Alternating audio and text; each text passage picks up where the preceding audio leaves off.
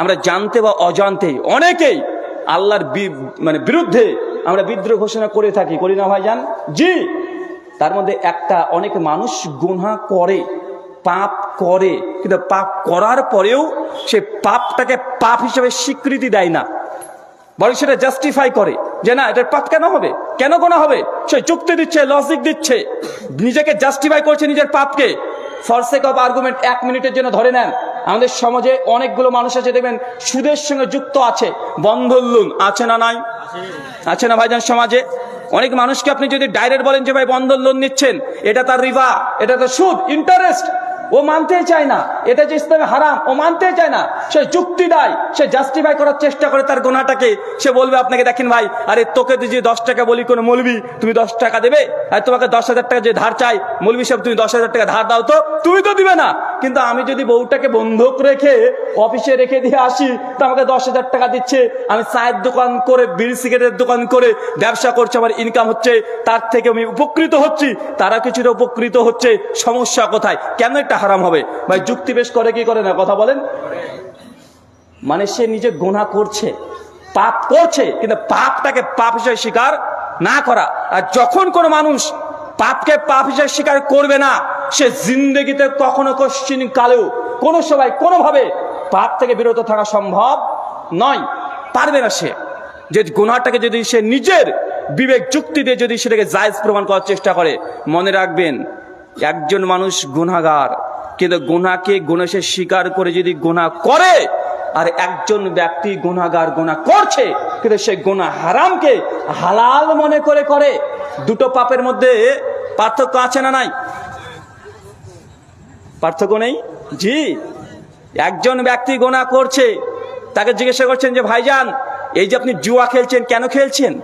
এই যে আপনি লটারি বাম্পার 1 কোটি টাকা কালী পূজা বাম্পার খেললেন, 100 টাকাতে 1 কোটি টাকা পাবেন, এটা তো হারাম। আল্লাহ সুবহানাহু কোরআন মাজিদের সূরা মাইদা 90 নম্বর আয়াতে জানিয়ে দিয়েছেন, ইয়া আইয়ুহাল্লাযিনা আমানু ইন্নামাল খামরু ওয়াল মাইসির, নিশ্চয়ই মদ এবং জুয়া, মদ যে আয়াতে হারাম, জুয়াকে ওই আয়াতে আল্লাহ হারাম করেছে, কেন খেলছেন, এটা হারাম। সে যদি বলে দেখেন ভাই, আসলে আমি জানি জুয়া খেলা হারাম, কিন্তু ভাই কি করব, এই মানে জানা বোঝার পরেও করে ফেলি, হয়ে যায়, ভাইজান একটু দোয়া করেন তো আমি যেন জুয়া থেকে দূরে থাকতে পারি, আমাকে একটু নসিহত করেন, আল্লাহর কাছে একটু দোয়া করেন যেন আমি এই পাপ থেকে সরে আসতে পারি। ওই ব্যক্তি জুয়ারি, জুয়া খেলছে, যখন তাকে দাওয়াত দিচ্ছেন ইসলামের, যে সে যে হারাম কাজ করছে স্বীকার করছে, নিজে অনুতপ্ত হচ্ছে, আবার আপনাকে বলছে যে ভাইজান একটু আল্লাহর কাছে দোয়া করিয়েন।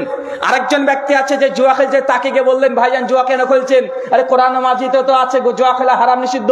তো সঙ্গে সঙ্গে আপনাকে মানে পাল্টা উত্তর দেওয়া যে তোমাদের মৌলবীদের কাজই শুধুমাত্র হারাম আর হারাম ফতোয়া দেওয়া। আরে জুয়া কেন হারাম হবে? আরে আমার টাকা, আর এখান থেকে তো আমি কোটিপতি হয়ে যেতে পারি, আরে তাকদিরে থাকলে কোটিপতি হয়ে যেতে পারি, আবার ফকির হতে পারি, আল্লাহ তো তাকদির লিখে রেখেছে। মানে সে গুনাহ করছে, পাপ করছে, কিন্তু হারামকে হালাল মনে করে নিচ্ছে। দুটোর মধ্যে পার্থক্য আছে না নাই?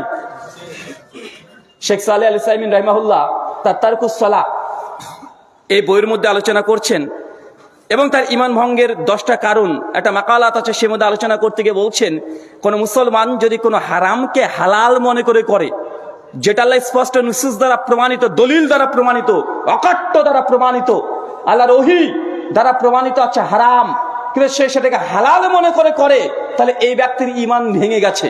কি হয়ে গেছে বলেন তো ভাইজান? তাকে আবার নতুন করে ঈমান নবায়ন করতে হবে, ঈমান নিয়ে আসতে হবে। কিন্তু একজন ব্যক্তি হারামকে যদি হারাম মনে করে এবং অনুতপ্ত হয়, এই ব্যক্তি গুনাহগার, অনেক কাবেরা করছে, অনেক বড় পাপী, কিন্তু এই ব্যক্তিও পাপী, কিন্তু দুটোর মধ্যে পার্থক্য আছে না নাই? শোনেন, গুনাহ সেম, কিন্তু টেম্পারেচারে পরিবর্তন ঘটে যায়। একটা উদাহরণ দিয়ে বুঝতে পারবেন। ধরেন আপনাদের এলাকাতে একজন ছেলে প্রতিবেশী কোনো বিবাহিত মেয়ের সঙ্গে জিনা করেছে, ছেলেটাও বিবাহিত, যার সঙ্গে জেনা করেছেন প্রতিবেশী সেও বিবাহিত। এখন শরীয়তি সিদ্ধান্ত কি? রজম। সে মুসলিমের হাদিস কিতাবুল হুদুদে আসছে, উবাদা বিন সামিত থেকে হাদিস বর্ণনা আছে। আর একজন ব্যক্তি আছে, সে জেনা করছে নিজের মায়ের সঙ্গে, ওই ব্যক্তির হুকুম কি হবে? শরীয়ত কি বলছো? ওকে কি করতে হবে? রজম, ওকে হত্যা। দুজনের জেনা, দুজনের শরীয়তের বিধান কি? হত্যা। দুটো পাপের টেম্পারেচার আছে না নাই? আসে না ভাইজান? দুটোই তো জেনা, কিন্তু ব্যক্তি, পজিশন, স্থান, কালের ভিত্তিতে একই গোনা তার পরিবর্তন ঘটে যেতে পারে। এটা আরো জঘন্য, আরো নিকৃষ্ট যে মায়ের সঙ্গে জেনা করেছে। তাই আপনাদেরকে বলি, গোনা আমাদের দ্বারা হবেই, আমাদের দ্বারা অন্যায় হবেই, কিন্তু গোনাকে গোনাকে স্বীকার করে নেন। গোনাকে গোনা করছেন স্বীকার করে নেন। কখনো জাস্টিফাই করতে যায় না যে নিজে গোনা করছেন, মানে এই গোনাটাকে নিয়ে আপনি যুক্তি তথ্য দিয়ে, আপনি আপনার বুঝ দিয়ে এটাকে হালাল করার চেষ্টা করলে এই গোনার টেম্পারেচার অনেক বেশি হয়ে যায়। কথা বুঝতে পারলেন না ভাইজান?